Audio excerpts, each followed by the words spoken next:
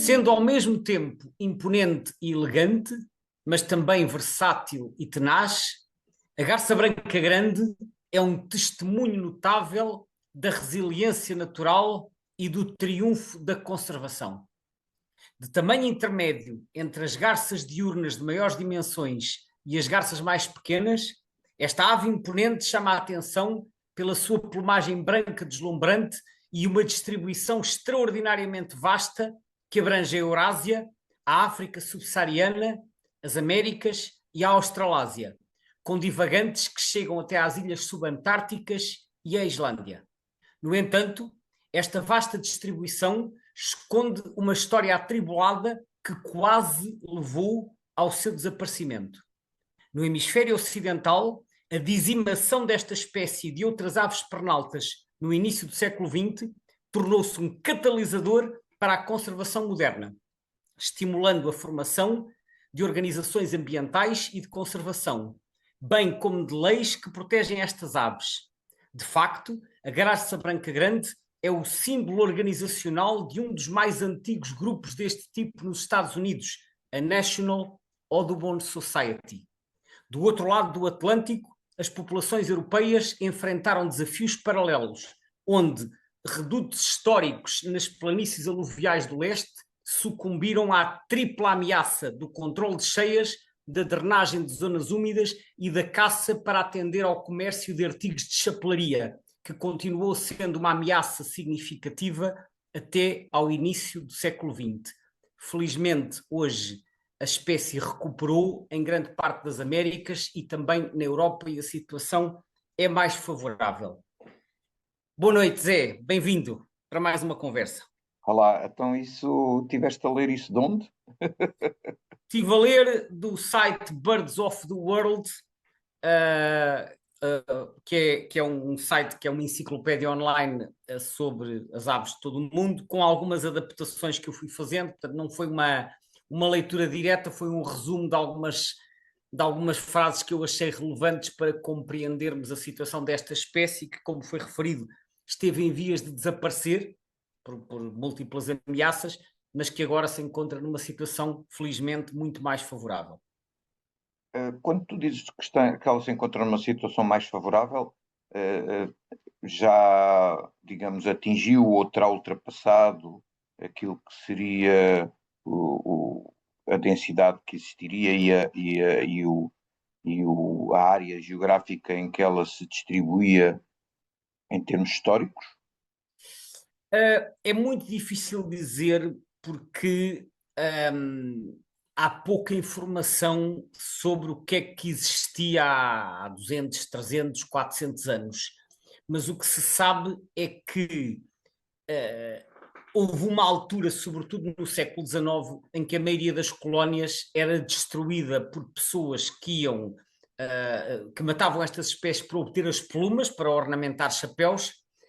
Não era só esta garça, nós sabemos, por exemplo, que a garça branca pequena também sofria do mesmo problema, e só quando veio legislação de proteção é que esta perseguição acabou por diminuir. Ainda continuou a haver abates aqui e acolá, mas essa moda acabou por passar, e por isso é que eu digo que a situação da espécie evoluiu favoravelmente, deixou de haver perseguição. Agora, se por um lado deixou de haver perseguição, por outro lado houve a questão que também foi referida há pouco da destruição das zonas úmidas, e em alguns casos isso foi irreversível. Portanto, não temos dados para dizer qual era a situação antes, por exemplo, de haver estas perseguições para a indústria da chapelaria. Não sabemos.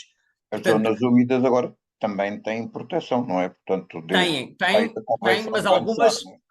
sim, mas algumas foram destruídas e não voltaram Uhum. a ser recuperadas. Portanto, o que eu diria, mas isto é uma percepção minha daquilo que eu fui lendo, é que há regiões em que porventura até ultrapassou, será o caso da Península Ibérica, onde historicamente no século XIX esta espécie era muito rara em Espanha e estava ausente em Portugal. Portanto, na Europa Ocidental eu diria que ultrapassou, mas no caso da Ásia, por exemplo, como foi referido no texto, no caso da Ásia houve vastas zonas úmidas que foram drenadas para fins agrícolas e não só, e eu não sei sequer se há dados para nós podermos dizer. Portanto, eu diria que em alguns sítios recuperou e se calhar até ultrapassou, noutros, porventura, não terá recuperado totalmente, mas no cômputo global, eu acho que está numa situação bastante favorável. E, de facto, essa recuperação é visível, por exemplo, quando nós olhamos para os mapas do Atlas europeu, em que aquilo basicamente são só quadrículas azuis, indicando que houve uma expansão brutal da espécie pela Europa afora. Exatamente. Aliás, portanto, o Atlas Europeu compara o primeiro. Estou a dizer mal. O mapa de comparação compara o primeiro com o segundo. E, de facto, do primeiro para o segundo, que foi entre 1995 e 2020, aproximadamente, houve uma enorme expansão e quase todos os países da Europa Ocidental foram colonizados. Agora, quando é feito o primeiro Atlas, que é na década de 1990, a garça branca grande basicamente só nidificava na Hungria, na Ucrânia, na Rússia e depois em pequenos números também na Roménia. Portanto, ali em redor do Mar Negro havia uma população razoável e de resto só na Hungria e praticamente não havia mais nada. Entre nós, a espécie era praticamente desconhecida. Digamos, o ano em que tu fizeste o teu primeiro registro desta espécie coincide mais ou menos com essa altura também do primeiro Atlas, não? Exatamente, e eu vejo esta espécie pela primeira vez na Hungria, porque em Portugal praticamente não havia registros. O que é que acontece? Eu, no verão de 1990, embarquei em mais uma viagem de Interrail. Aliás, eu fiz uma série de Interrails e, como já foi relatado em conversas anteriores, eu, a partir de 1988, que já ia no meu quarto Interrail, comecei a levar os binóculos comigo para observar aves de outros países que não via em Portugal. E, portanto, isso aconteceu no Interrail de 88, aconteceu no Interrail de 89 e depois no Interrail de 1990 aconteceu a mesma coisa. Em 1990 foi o primeiro ano em que eu fui ao leste da Europa.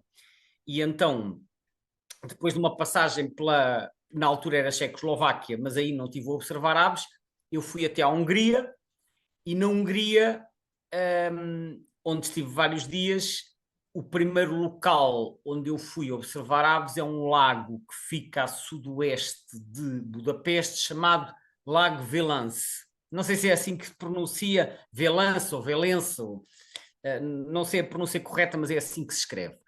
E porquê este sítio? Por dois motivos. O primeiro é que eu deslocava-me de comboio, portanto eu só podia ir a sítios que fossem acessíveis de comboio, porque era o meio de transporte que eu tinha à minha disposição. E segundo, porque eu já tinha tido a oportunidade de ver um livro chamado Where to Watch Birds in Europe, da autoria de John Gooders, e que referenciava vários locais interessantes de observação noutros países europeus, e o Lago Velance estava lá referenciado como sendo um sítio interessante. Portanto, eu cruzei as informações desse livro com os sítios onde era possível chegar de comboio, e então pensei, é precisamente ao Lago Velance que eu quero ir.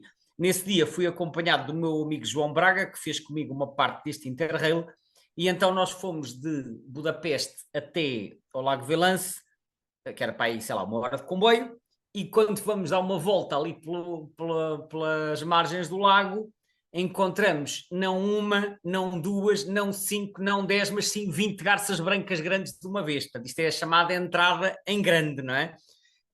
Porque realmente a Hungria, já nessa altura, era um dos países que tinha uma grande população de garça branca grande e, portanto, a espécie era bastante numerosa. E então ainda me lembro exatamente de nós chegarmos ao Lago Velance e de repente vemos aquelas garças todas. Para uma espécie nova, ver logo 20 indivíduos de uma vez é assim uma boa prenda. Foi para encher a barriga. Foi, exatamente, foi muito bom. É claro que mais tarde a espécie depois começa a aparecer em Portugal, mas entra muito de mansinho, porque o primeiro registro em Portugal foi em 1971, uma ave isolada, depois só volta a haver 71, outro. 71, ok. 1971 Sim, foi o sim. primeiro registro, ok? Portanto, é um registro que está referenciado na bibliografia, foi na Ria de Aveiro. Depois há um segundo registro, 17 anos mais tarde, em 1988, no Polo do Quilobo. há um terceiro em 1989 no Algarve, e depois só volta a haver em 1996. Portanto, quando eu vou à Hungria, ainda só havia 3 registros em Portugal. Mas depois, a partir de 96, 97, os registros começam a avolumar-se, e essa espécie que estava considerada raridade, a partir de 1998, dispensa a homologação pelo Comitê de Raridades e depois vai aumentando de uma forma galopante. Portanto, esta história em Portugal do seu aparecimento já regular na segunda metade da década de 1990 e a sua distribuição no leste da Europa explica porque é que esta garça entra tão tardiamente na minha lista de espécies. Repara, nós já vamos na conversa 264 e só aqui é que esta espécie entra. Se fosse hoje, se calhar entrava nas primeiras 20 ou 30 ou 40, não é? Mas Mas, digamos, nessa altura não era assim. hoje em dia observar esta espécie em Portugal é território todo? É, basicamente sim. Hoje em dia, a garça branca grande aparece por todo o país, mais comum, mais numerosa no litoral, por uma questão de disponibilidade de habitat. Estou a falar do Portal Aves Portugal, organizou um censo desta espécie em janeiro de 2018, portanto há 8 anos, e foram contadas 347 a 374, há ali um intervalo de incerteza por causa de eventuais duplicados, mas, portanto, podemos dizer, arredondar entre 350 e 370 garças brancas grandes. O distrito que tinha mais indivíduos era Setúbal, que tinha cerca de 90 e tal, a seguir era Coimbra, com cerca de 70, e que há muitas no Vale do Mondego, portanto, ali no Baixo Mondego, e depois a seguir Lisboa e Aveiro com cerca de 40 cada. Portanto, os distritos de Setúbal, Lisboa, Coimbra e Aveiro reuniam, sei lá, 80 ou 85% da população contada no país. Depois outros distritos com um efetivo razoável, da ordem de 1 a 2 dezenas, foram os distritos do Alentejo, portanto Beja, Évora e Porto Alegre, e nos restantes distritos andávamos apenas a falar de unidades. Mas este censo já foi há uma série de anos, não sei se os números atualmente não terão aumentado. Portanto, nós podemos encontrar nas grandes zonas úmidas costeiras, nas extensões de arrozais e também em diversas albufeiras do interior do país. Portanto, tem uma distribuição vasta e é uma ave, hoje em dia, relativamente fácil de encontrar. Portanto, é uma das espécies que teve uma expansão mais espetacular nos últimos, vamos lá ver, 30 anos, quer em Portugal, quer em Espanha, quer no resto da Europa. Sem dúvida, fruto da legislação de proteção, porque esta espécie, como foi dito, era muito perseguida no passado. Hoje, felizmente, já não é, pelo menos não é na mesma dimensão, e isso contribuiu para que ela tivesse conseguido colonizar a maior parte da Europa Ocidental. Seja como for, quando dizes que é fácil vê-la, observá-la em Portugal, refere-se, portanto, à espécie enquanto invernante, porque enquanto reprodutora ainda estamos escassos na coisa, não é? Verdade. A reprodução da garça branca grande em Portugal é um fenómeno relativamente recente. É registada pela primeira vez em 2016 no Paúl do Boquilobo, que fica no Ribatejo, perto da Golgã. Nesse ano foram vistos 2 casais. Entretanto, a espécie foi-se expandindo e agora, de acordo com o terceiro Atlas, há registros em diversos locais da Extremadura, do Alentejo e do Ribatejo, creio eu, e normalmente em pequenos números aparecem associadas a outras colónias de garças, 2 casais aqui e ali. No total, segundo o Atlas, são 13 casais nidificantes atualmente no país, mas este Atlas já foi publicado há 3 anos, portanto, se a expansão se mantiver, é natural que a população aumente nos próximos tempos. Andaste a fazer, se não estou em erro, digamos, uma tentativa de fazer um seguimento da evolução da espécie, aqui em Portugal, mobilizando aí umas quantas pessoas para fazer observações, não foi? Foi o tal censo que eu falei há pouco, em janeiro de 2018. Foi só um que foi feito? Até agora foi só um, nós fizemos vários, foi da águia pesqueira.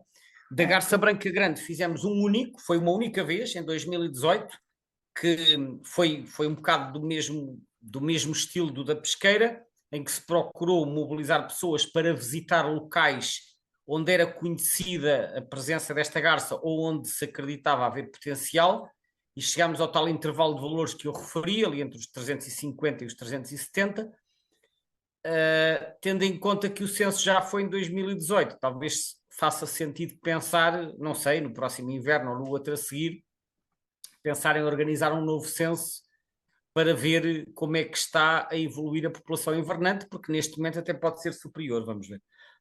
Uhum. Uh, nas ilhas também? Nas ilhas, é assim, nas ilhas o aparecimento desta espécie é mais ou menos acidental. No entanto, é preciso aqui referir que no caso dos Açores há alguns registros de garça branca grande da subespécie egreta, que é proveniente das Américas. Portanto, ou seja, nos Açores aparece, os registros que eu tenho visto publicados são da subespécie americana, pelo menos muitos deles. Não tenho de cor qual é o número de registros que já foram obtidos nos Açores, mas sei que nos Açores é uma espécie que aparece com alguma regularidade, apesar de ainda ser considerada divagante. Na Madeira, bom, na Madeira eu diria que é francamente rara. Olhando, por exemplo, para o mapa do eBird, há muito poucos registros. Apareceu uma em 2021, no Porto Santo, apareceu uma em 2023, depois apareceu uma em 2024 na Ilha da Madeira, mas eu acho que na Madeira é mesmo rara. Nos Açores, como disse, há bastantes registros, portanto, eu olhando assim para o mapa, eu diria que há registros anuais ou quase anuais em algumas ilhas, normalmente indivíduos isolados, mas muitos deles atribuídos à subespécie americana, portanto será um divagante de origem neártica. Em qualquer dos casos, tanto nos Açores como na Madeira, é considerado uma raridade neste momento. Pensando, agora que referiste a questão das subespécies e pensando globalmente, esta espécie espalha-se basicamente pelo mundo inteiro. E o que é curioso é que, se olharmos para a maior área, digamos assim, de distribuição desta espécie, ela é tipicamente considerada residente. Mais ou menos, ou seja, quando nós olhamos para o mapa de distribuição, vemos que ela distribui-se já agora, é assim, ela é quase cosmopolita, portanto, ocorre na América do Norte, Central e do Sul, África subsaariana, grande parte da Europa, Ásia Central e Ásia do Sul, Australásia, mas as populações tropicais são residentes, mas as populações das zonas temperadas, e aqui estamos a falar de Estados Unidos e Europa Central e grande parte da Ásia que fica a norte dos Himalaias, aí há uma parte da população que é migradora. Aliás, se repararmos, elas em Portugal são muito mais numerosas no inverno, portanto, elas se vêm no inverno é porque são migradoras, vêm de outras zonas que irão Mas abandonar. eu tenho ideia de ter lido que a migração dela é um bocado oeste a oeste. Sim, pode ser, repara, se elas nidificavam no leste da Europa, que era a região que era a área de distribuição há 30, 40 anos, e se elas começam a aparecer como invernantes na Península Ibérica, elas estão a vir de leste, né? Leste ou nordeste, se quisermos, portanto, a migração nem sempre se desenvolve norte-sul. Agora, o que nós sabemos é que estas aves de latitudes temperadas fazem efetivamente alguns movimentos migratórios. Aliás, sabe-se, há pelo menos um caso, este está referido na bibliografia, há pelo menos um caso de que uma ave que apareceu em Portugal tinha sido anilhada. Ela foi observada no estuário do Mondego e tinha sido anilhada alguns anos antes na zona de Nantes, que fica na Bretanha, no oeste de França. Portanto, essa, sabe-se que estava anilhada, tinha nascido lá, portanto, anilhada enquanto cria no ninho, e apareceu 6 anos mais tarde em Portugal, no estuário do Mondego. Portanto, é o único caso, pelo menos que eu encontrei. Se calhar atualmente já há mais casos de garças anilhadas noutros países europeus. Tenho ideia de já ter visto, estou a citar agora de memória, mas tenho ideia de já ter visto fotos publicadas de garças com anilhas coloridas oriundas do leste, talvez da Hungria, mas agora não tenho presente quantos casos é que há, nem sei se alguém está a compilar essa informação, porque agora aparecem às vezes muitas fotografias online de aves anilhadas noutros países, mas nós conhecemos assim os registros soltos e não há uma compilação.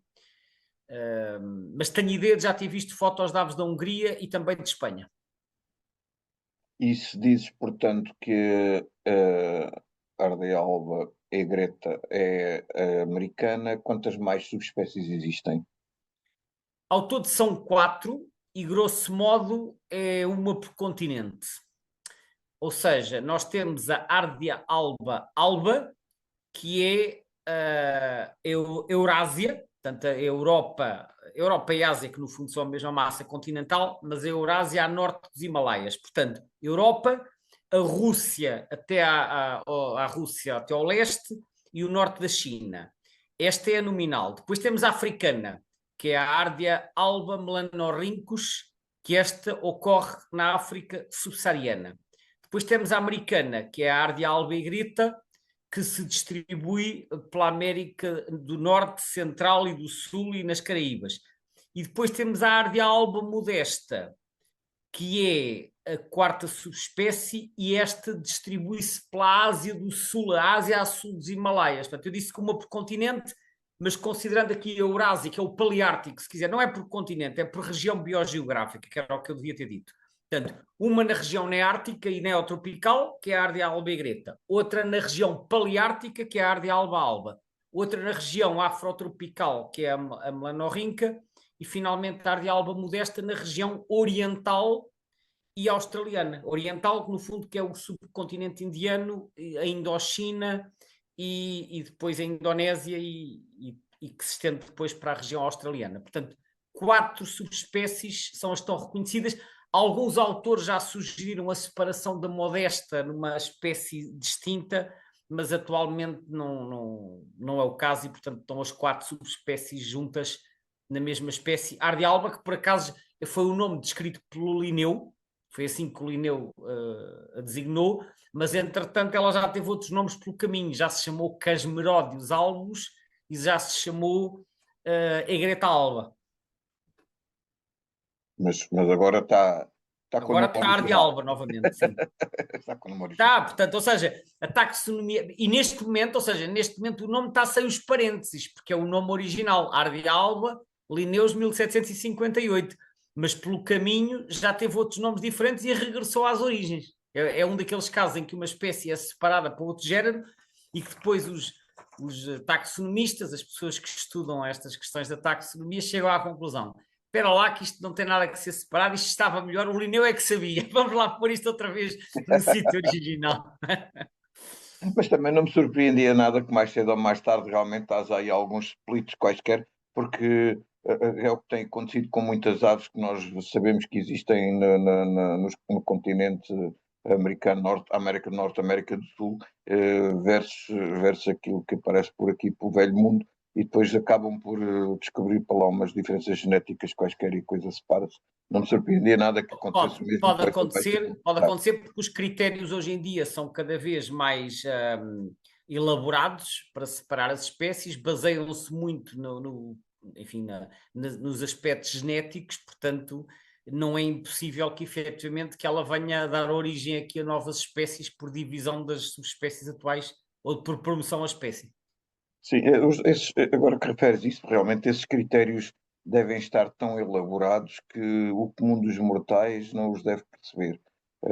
Eu pessoalmente já tentei perceber e já perguntei a várias pessoas quais são exatamente os critérios usados para geneticamente poder dizer que uma coisa é uma espécie diferente de outra, e acho que cada pessoa tem uma opinião diferente. É verdade, até porque o conceito de espécie, que aliás, vamos lá ver, na natureza não existem espécies, o conceito de espécie é uma invenção humana para conseguir classificar os organismos do mundo que nos rodeia. Agora, mesmo a fronteira entre ser a mesma espécie ou serem espécies distintas é uma fronteira muito difusa e Pois, nem sequer há acordo, mesmo que seja possível quantificar a diferença genética ou a proximidade genética entre espécies, não há um consenso generalizado na comunidade científica para dizer se houver X% de diferença genética são espécies distintas. Não há. E, portanto, tudo isto é bastante complexo e isto também ajuda a perceber porque é que as várias autoridades nem sempre estão de acordo quanto aos critérios a utilizar e por isso é que algumas autoridades às vezes reconhecem esta espécie e outras não reconhecem. uhum. Gonçalo, explica-me aqui, deves ter com certeza consultado a lista vermelha portuguesa, e eu fiquei a olhar para isto e sem perceber muito bem como é que aparece esta classificação da garça branca grande, quando foi, portanto, avaliada o estatuto de conservação de ameaça na última vez. Bom, eu também reparei nisso e o que lá está escrito na lista vermelha é como reprodutora NA e como invernante NT. Ora, a lista vermelha propriamente dita só tem esta informação e nós para obter informação adicional temos que ir consultar o PDF que também se encontra no site e foi o que eu fui fazer. Fui consultar o PDF e no PDF tem lá a explicação, ainda que sucinta, mas está lá. Então, para a população reprodutora está NA significa que não foi avaliada e tem a seguinte justificação: taxa em expansão da sua área de distribuição global, encontrando-se aparentemente em fase de colonização recente. O que é que isto quer dizer? Quer dizer que, como chegou há muito poucos anos, a população ainda é muito reduzida e, portanto, nós não vamos avaliar, porque se fôssemos avaliar, tínhamos que pôr isto no CR, porque são meia dúzia de casais. É o que isto quer dizer. Portanto, optaram por não atribuir qualquer categoria, dado que a espécie chegou a Portugal há muito poucos anos como reprodutora. Quanto à Mas população Espanha invernante, atribui-lhe a categoria de quase ameaçada. pois, mas é que em Espanha já está a nidificar desde 1997, já está a nidificar há 25 ou quase 30 anos. Em Portugal chegou só em 2016.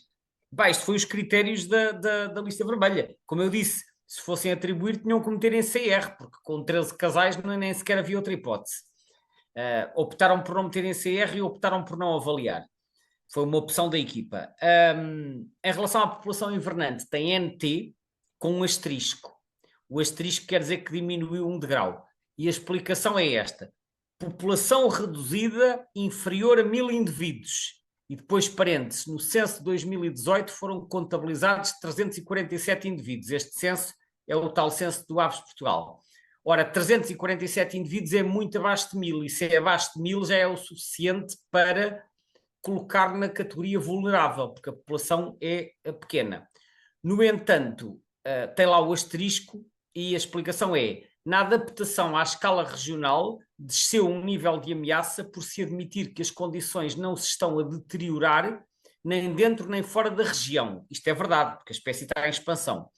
Mas depois tem uma parte um bocadinho mais estranha que diz: e se assumir que a população nidificante pode salvar a população nacional caso esta decline.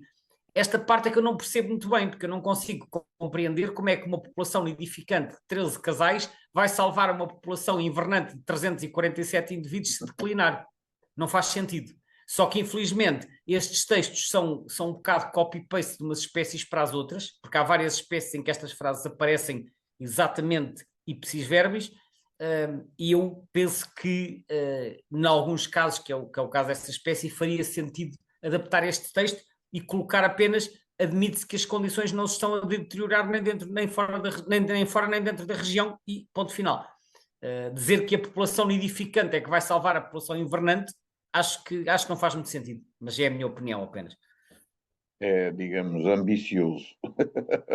É um bocadinho wishful thinking, como se costuma dizer. Sim, senhor Gonçalo, diz-me uma coisa, queres deixar aqui alguma dica para a próxima conversa? Sim, Ou fica? vamos continuar por terras do leste da Europa a descobrir espécies que não são propriamente muito frequentes em Portugal. Quer dizer, por acaso a garça branca já se tornou frequente, mas a próxima espécie que vamos falar, que foi vista na Hungria também, é uma raridade por cá. Não vou ainda revelar qual é, esperemos pela próxima conversa. Ok, obrigado, Gonçalo, e obrigado a Obrigado, todos que Zé. nos ouviram. Obrigado a todos. Até à próxima.